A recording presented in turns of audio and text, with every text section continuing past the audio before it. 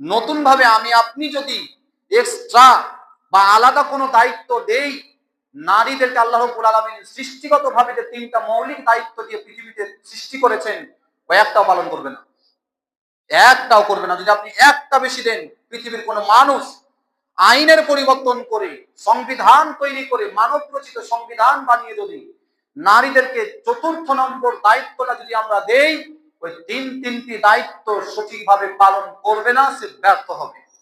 পরিণাম, পরিবার হবে জাহান্নামের কারণ, সমাজ হবে একটা বর্বর, অশিক্ষিত, মূর্খ একটি সমাজ।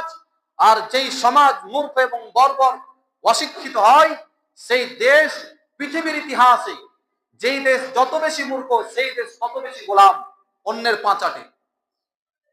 তার দেশকে যদি শিক্ষিত করতে হয়, তাহলে সমাজকে সুশিক্ষিত করে গড়ে তুলতে হবে। আর সমাজকে যদি সুশিক্ষিত করে গড়ে তুলতে হয়, গঠন করতে হয়, তাহলে নারীদেরকে আল্লাহ রাব্বুল আলামিন সৃষ্টিগত ভাবে যে তিনটি দায়িত্ব দিয়েছে, মনে আছে তো বললাম আমি তিনটি কথা, সে তিনটা দায়িত্ব একটাও পালন করবে না।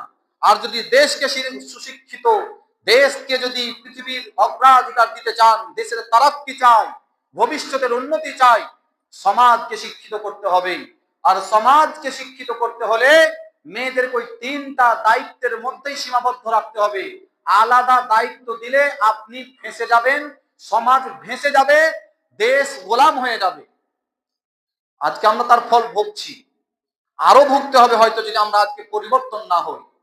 বলেন আপনি, যতজন খুতবায় এসেছেন আজকে, যারা বিবাহ করেছেন, 40 বছর 50 বছর যাদের বিবাহ করা হয়েছে, বিয়ের বয়স যাদের 50, বিয়ের বয়স যাদের 30, বিয়ের বয়স যাদের 60, অথবা বিয়ের বয়স যাদের 5, 10, 15, 40 হয়েছে, তারা বুকখানে হাত রাখুন মনে মনে, আর বলুন যে আপনার স্ত্রীর কাছ থেকে আপনি সুন্দর ভাষায় কদিন আপনি শুনেছেন আপনার স্ত্রীর কাছ থেকে সুন্দর ভাষা?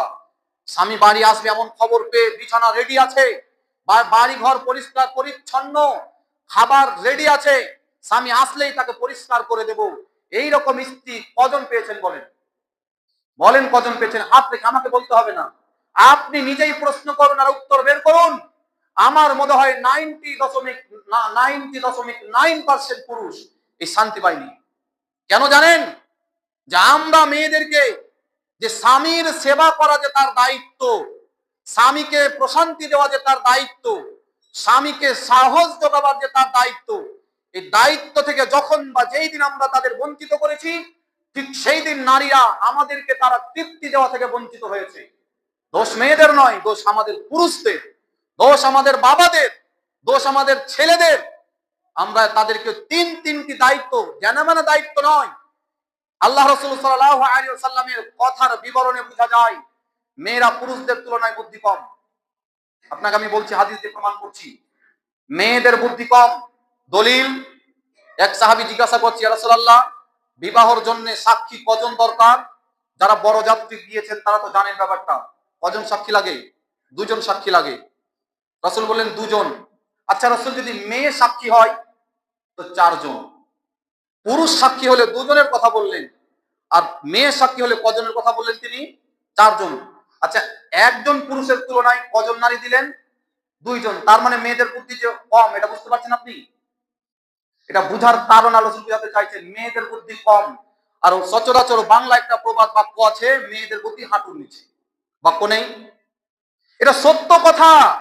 মেয়েদের বুদ্ধি কম, তাদের শক্তি কম, তারা তারা তার সহ্য ক্ষমতা কম, তার ধারণ ক্ষমতা কম।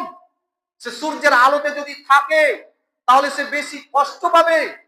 সে যদি বাড়ির বাইরে না, বাড়ির ভেতরে না থেকে বাড়ির বাইরে থাকে, তার মেজাজ খারাপ হয়।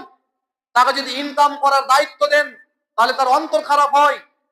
আপনি মিলিয়ে নিন কথাগুলো, দেখেন যদি না মিলে তাহলে আমার কথা ভুল হচ্ছে, আর যদি মিলে তো আমি সঠিক জায়গায় কথা বলছি। বলেন কজন স্ত্রী এমন পেয়েছেন